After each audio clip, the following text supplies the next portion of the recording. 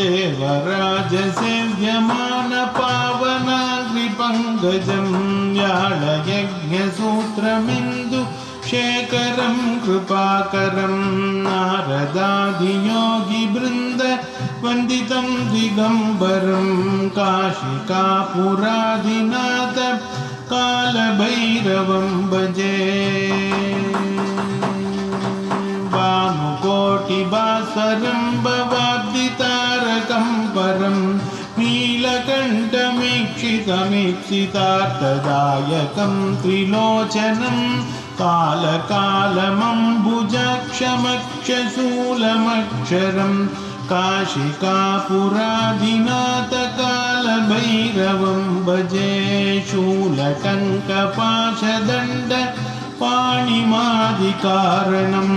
चामकायमादिदेवमक्षरं निरामयं भीमविक्रमं प्रभुं विचित्रताण्डवप्रियं काशिकापुरादिनाथ कालभैरवं भजे। भुक्तिमुक्तिदायकं प्रशस्तचारुविग्रहं भक्तवत्सलं परं तिरं समस्तलोकविग्रहं निग्वणं मनोज्ञहेमकिङ्किणीलसत्कटिं काशिकापुरादिनाथ कालभैरवं भजे।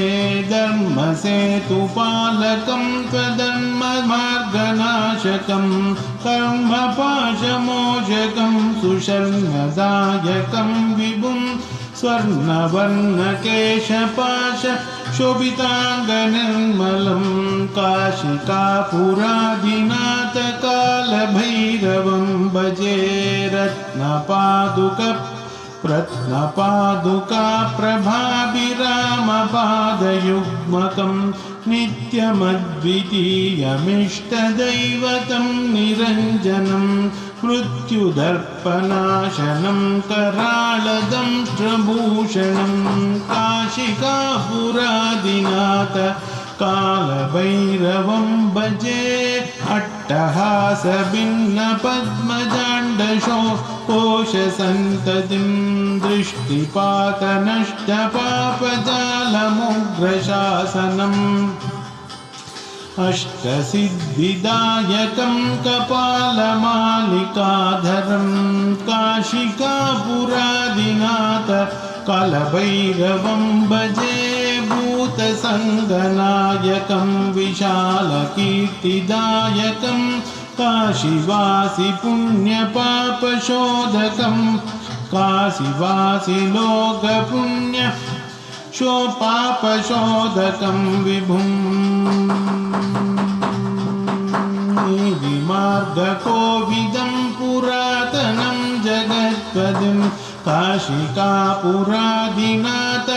कालभैरवं भजे। कालभैरवाष्टकं पठन्ति ये मनोहरं ज्ञानमुक्तिसाधनं विचित्रपुण्यवर्धनं शोकमोहदैन्य लोभ कोपतापनाशनं ते प्रयान्ति कालभैरवाङ्घ्रिसन्निधिं ध्रुवम्। श्रीमत्परमहंसपरिव्राजकाचार्यस्य श्री गोविंद भगवत्पादः पूज्य शिष्य श्री श्रीमच्छंकर भगवत्पादः कृतो कालभैरवाष्टकं